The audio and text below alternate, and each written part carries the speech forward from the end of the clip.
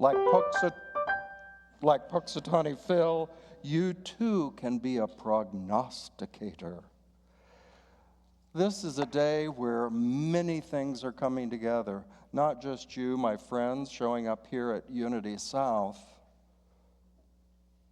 but it's a time of year, an actual date, where many ideas, many cultures, many faiths are coming into harmony, as it will.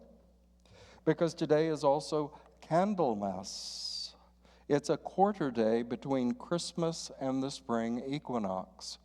In some traditions, this is the actual day that the season of Epiphany that started January the 6th and was the realization of what had come into the world through Christmas, through the Holy Birth, that cycle, we might say the entire Christmas cycle, comes to a graceful conclusion today, on this quarter day, on this Candlemas, to use an old term. In an old tradition, the church would bless candles that were to be used throughout the year in the candle mass. They would be blessed, was praise and thanksgiving for the light that was going to light our path through this coming year. So it was a celebration of light in the sense of wisdom and understanding that can carry us forward. But that's not all. This is also the time of the Chinese New Year. It's been much on the news. We have entered this as the year of the snake. Well, I have to think a little bit about that because that is a creature that is like some foods, an acquired taste. You need to learn to appreciate it.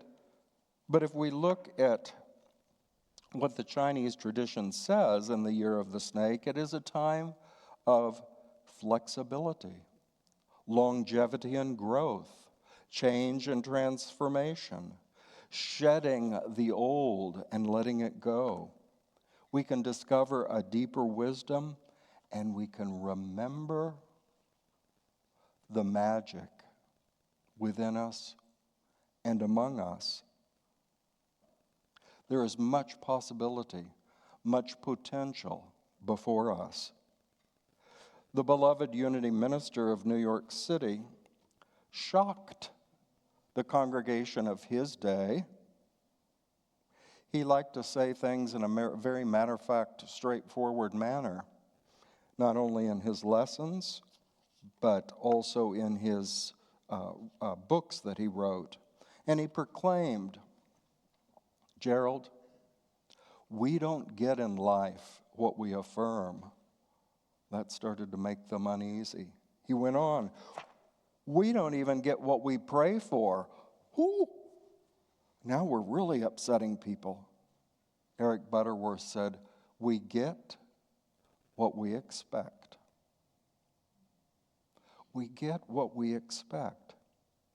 And therefore, those of wisdom learn to hold great expectations because that opens our mind to miracles.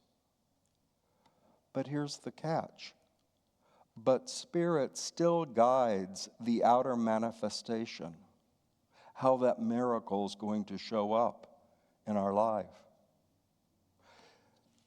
If you were up early like I was this morning through the miracle of the media, you could see the thousands of people gathering in Puxatawny, Pennsylvania at Gobbler's Knob, waiting to see this beloved rodent, this groundhog, come out of his den and make the prediction. Would it be an early spring or 6 more weeks of winter? Well, I had to come get ready at church, so I missed it. Did anyone see what Phil? Winter, yes. Well, they say 80% of the time that's what Phil predicts is more winter. He's only said an early spring I think 18 times in the past century. Well, I thought it's an interesting teaching lesson. Because I said at the beginning, you too can be a prognosticator in your life. You can give a prognosis of what will be. But the catch comes, some of us make a mistake in focusing on the outer world, how that prognostication is going to show up, how our forecast is going to appear. If Phil would simply stop and declare, spring will come, he'd be just fine. But the problem comes in trying to state exactly when it's going to show up. You know, from our local and international weather folks, that they have a hard time deciding, especially when is snow going to come to the Twin Cities. They can get a good idea, they can talk about the potential, but when they get tied up in trying to predict it's going to come Sunday, today, at 2:14 p.m., they get out of their range of their ability. They need to give a little more grace to Mother Nature about when she shows up. I don't know if your phone does this, but mine will come up and tell me rain is going to start in 17 minutes. It's like, wait a minute, I know rain's coming. Let's just leave it there and let it show up as it wills. So, if you've been around Unity a long time, there's another form of affirmation.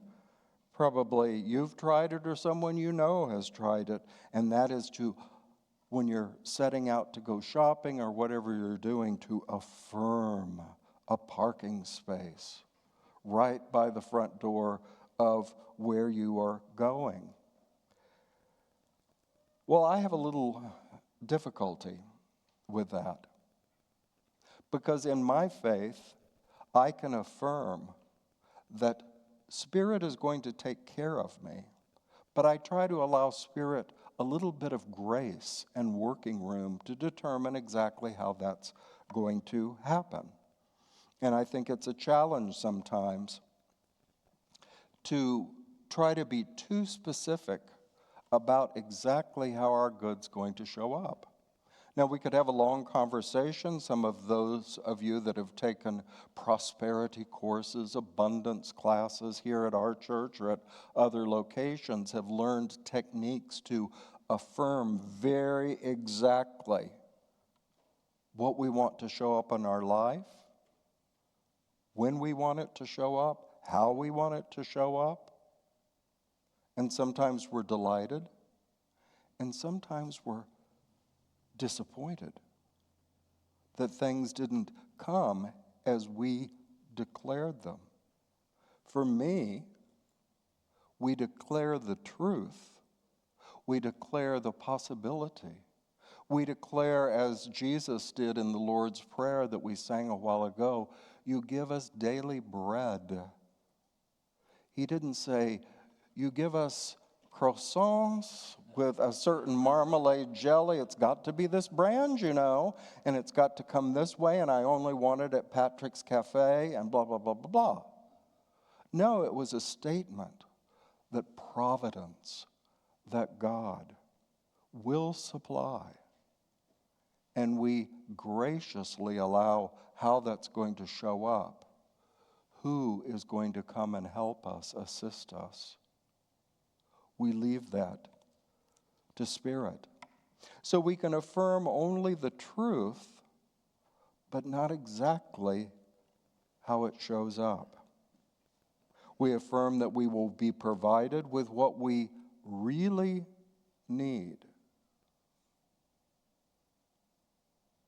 for the well-being of our soul and our spiritual growth.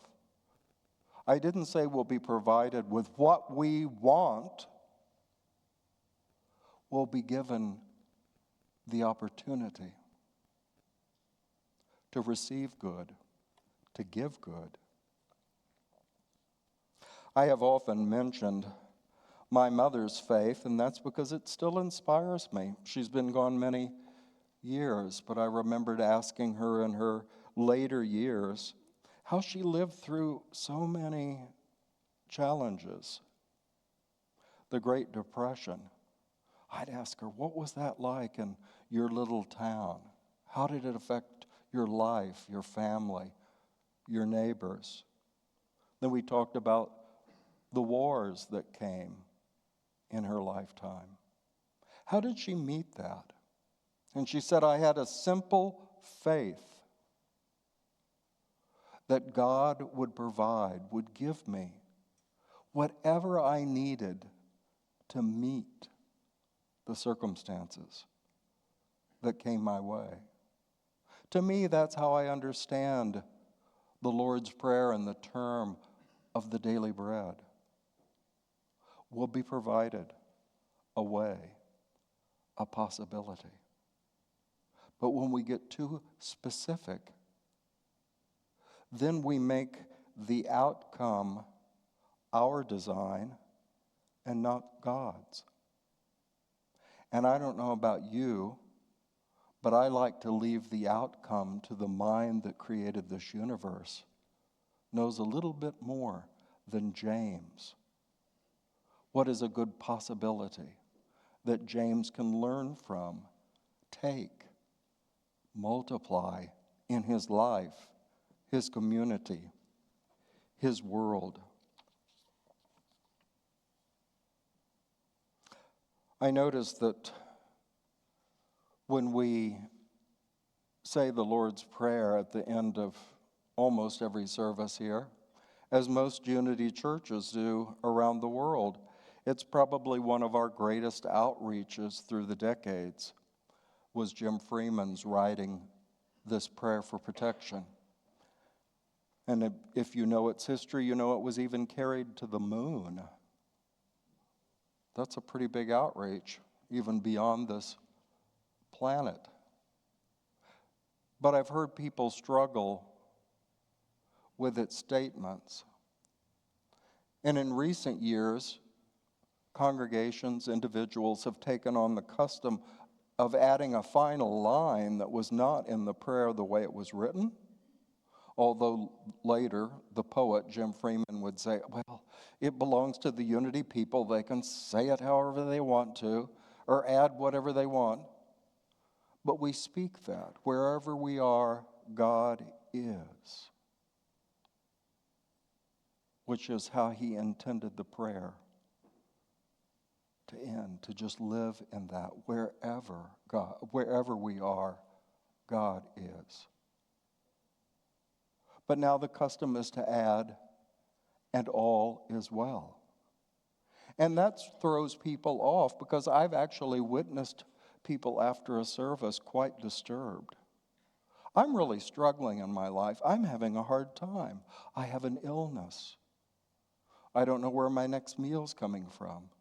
And I was at Unity, and they wanted me to end this prayer, and all is well. And all is well. I think that happens when we make the prayer into something that it was not intended to be. It was intended to be a statement of faith about spiritual realities, that God's light surrounds us, God's love enfolds us, God's power protects us. And then people hear, and all is well. Well, my car broke down on the way to Unity South this morning. That's not good. That all is well is still in that series of statements of faith or truth. Wherever we are, God is, and all is well. All is well in truth. Somehow, whatever difficulty we're experiencing, we're going to get through, as my mother taught me in her faith. That doesn't mean it's going to be easy. That doesn't mean that it's going to require no work, no effort on our part. But there will be a way, like the story of Moses and the parting of the Red Sea, that the people could pass through to a promised land, to a place they were intended to be. They still spent 40 years wandering before they got there. So that all is well is filled with potent, powerful truth if we say it and hear it that way. Or it seems trivial and trite. Carlotta, all is well if we make it that way. Today I entitled this lesson, Miracle Mindedness. Miracle Mindedness. Now, is that the same as putting on rose-colored glasses and everything just looks wonderful? I'm just going to see only miracles today. I'm going to just only see miracles today. Gracious possibilities of good. But to be miracle-minded, we have to set our sights. We have to stand in our faith, what we believe about life, how we see our place in this world, how the infinite power that's beyond our understanding gave us a place in this world. To stand in that truth and then to act from that truth. It's a two-part proposition. Myrtle Fillmore, mother of Unity, liked to speak that we begin everything with prayer, and just like all is well, people think, how nice. How nice, Myrtle. But they don't go on and read or learn what she said, what she did that built up our movement. People sitting in Unity churches, for example, all over the country and in many foreign countries, celebrating today. How did all that happen? Well, Myrtle would say, it's not just because I sat and prayed. It's because I prayed and then I demonstrated. The demonstration was the word that she and Charles Fillmore used the most. I like a more contemporary phrase, Margaret. Do something. Do something based on the inspiration you received when you turned inward and you held to the truths of God. So it's pray, and Myrtle said that's only a beginning. That's a centering. That's an empowering of oneself in the knowledge of the goodness and presence of God. Now do something. Take some action. Recently, I was discussing this idea of great expectations, miracle-mindedness, looking for the good, seeing the possibility. And I was discussing it with a colleague, another Unity minister, who said she was really struggling with the positivity that Unity was always proclaiming to everyone. She said, it sounds good, but how do I tell it to those who are suffering? How do we speak positively to people in the midst of war? Well, I learned in ministerial school to try to avoid spiritual malpractice. That was slapping truth on someone else's life, whether they liked it or not. Well, you need a better attitude. Or Carlotta, see the good in your circumstances. What you're experiencing down in the trenches is for your spiritual growth. Well, there may be some truth in that, but it's not for me to tell others how they're feeling about their experiences or what they should do. I had one teacher that taught us you can only affirm, make an affirmative statement for yourself. You can't affirm it for others. I can't affirm for Janet. That's between Janet and her God. I can affirm that there is a presence and a power always with Janet that will lead her in her best path as she listens inwardly to divine wisdom and love. Such statements of telling others how they should experience their life, their violence, their struggles, abuse in their life is not helpful. A little story I happened across was about the famous St. Francis of Assisi. And the brothers that worked with him, as well as sisters like Claire, worked with him, went out in the world to meet people where they were. And the brothers came to St. Francis, and they were working in a colony of lepers, as Jesus did. And they came to Francis and said, help us. We have this really difficult, unruly individual. He's cursing us, raising his fist to us. We don't know how to deal with him. And Francis said, I'll go meet him. And Francis came to this disturbed, hurting, diseased individual. And he said, how can I help? How can I help you, brother? And the man said, help me bathe. I can't even stand my own smell. And Francis took a fresh linen and began to cleanse the man. And as he passed over the leprous sores, they disappeared. And they healed.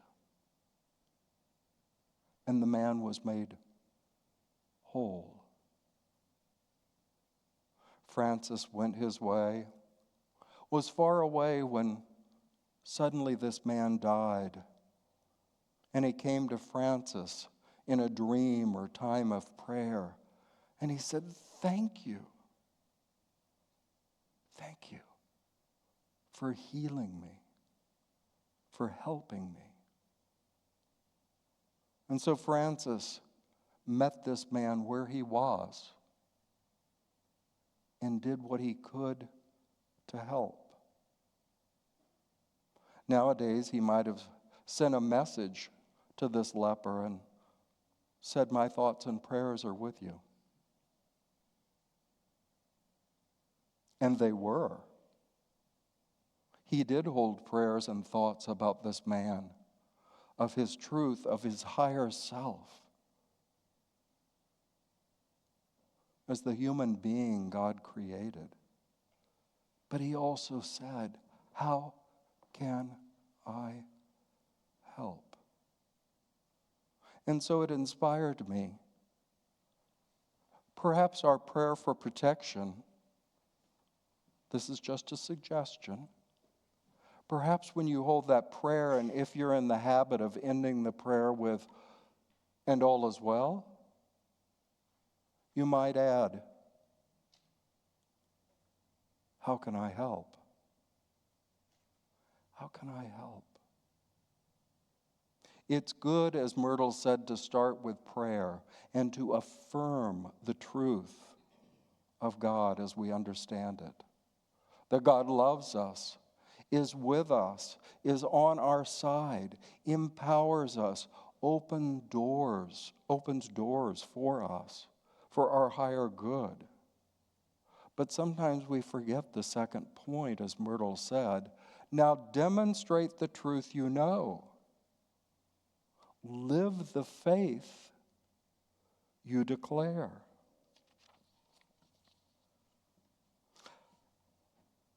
I found a plaque recently, a plaster plaque that I've had for many years, and I hadn't thought about it. And I looked, and what intrigued me was it's a statement in Latin attributed to the mysterious oracle at Delphi long ago. And there was a time, as the story goes, that Greek warriors went to this oracle to get some direction as to the course of their fight. And the mysterious vapors came up from the ground at the place of the oracle. And the mysterious words came. Called upon or not called upon, God is always present.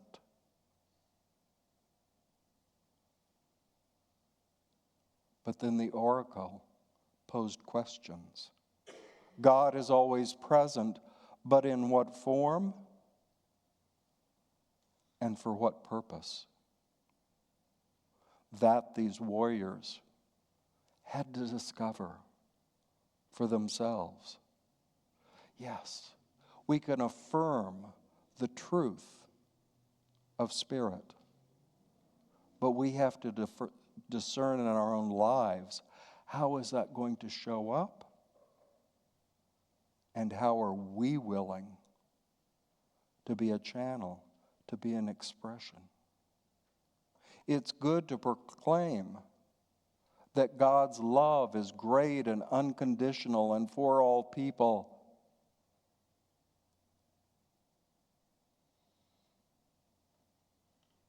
But we have to decide, how are we willing to be a channel of that love?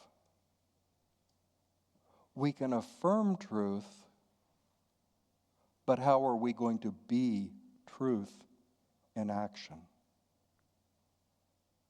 When we say that prayer for protection and we declare, yes, in infinite reality of God, all is well. But then we need to remember that oracle. How can I help? What is mine to do? So I'm going to invite us to, let's turn our attention within and see that this is not a process that requires 40 years or mysterious training. It's a simple gesture of the heart to turn our attention in, not just into our solitude, but turn our attention within to the essence of what God created us to be. It can be called many things. Our higher self, our true self, our divine self. Call it what you will. But it's what God created you to be.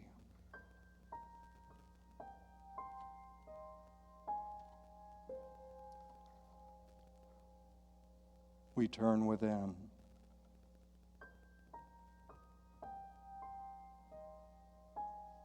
We acknowledge, I exist. I have been given life. I am God's good creation.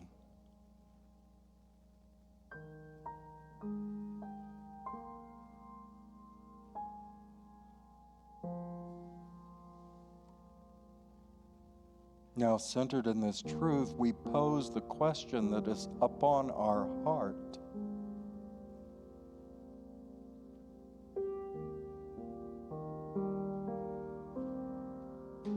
Perhaps you have a desire for healing,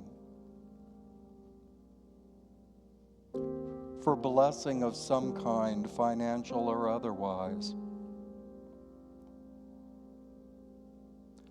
A desire for guidance, what to do next. To gain clarity on your purpose in life. Perhaps you long for greater harmony in your relationships, family, neighbors, ultimately the entire human family.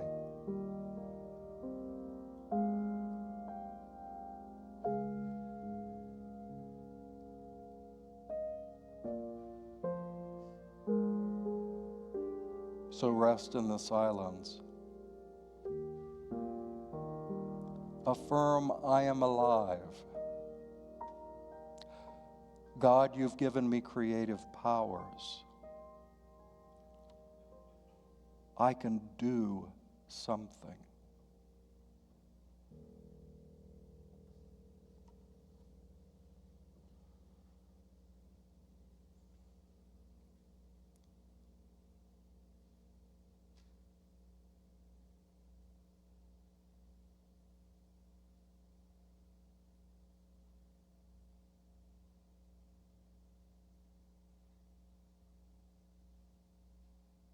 Whatever question we carry to the mountaintop of our soul,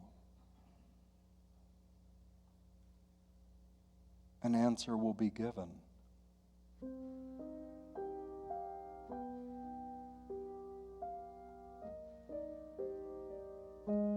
But like the oracle of Delphi declared, be ready, be willing to look for the form that God's presence takes in your life.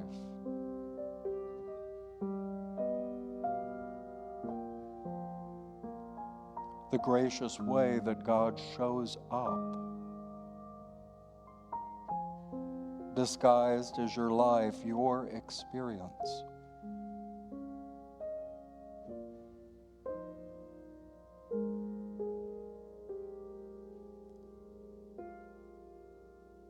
There is an answer. There is a way.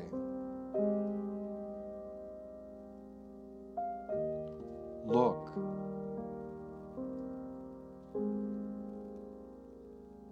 Ask.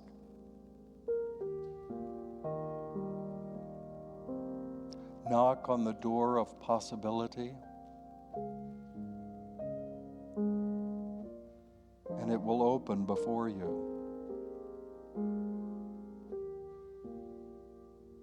If you're willing to take up that question, how can I help?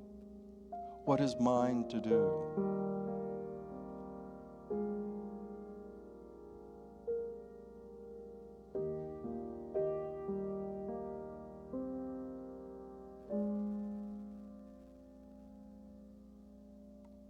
And so it is.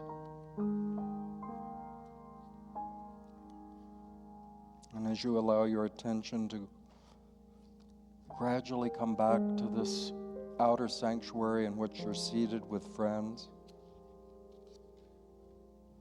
ask yourself, on this Groundhog's Day 2025, what are you prognosticating?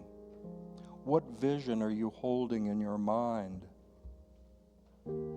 On this Candlemas, what light are you affirming, giving thanks for in your life? A light that will carry you through the year. In this year of the snake, what transformation are you willing to create in your life, in your world? In the Unity perspective of Eric Butterworth, what are you expecting of life? Great expectations or expectations of trouble? Paul wrote to the Christian community in Philippi. Summing it up, all my friends, I'd say you'll do the best by filling your minds and meditating upon things that are true, noble, reputable, authentic, compelling, gracious, the best, not the worst, the beautiful, not the ugly, things to praise, not things to curse. Put into practice what you've heard from Spirit. Thanks be to God as we continue to hear that question, how can I help?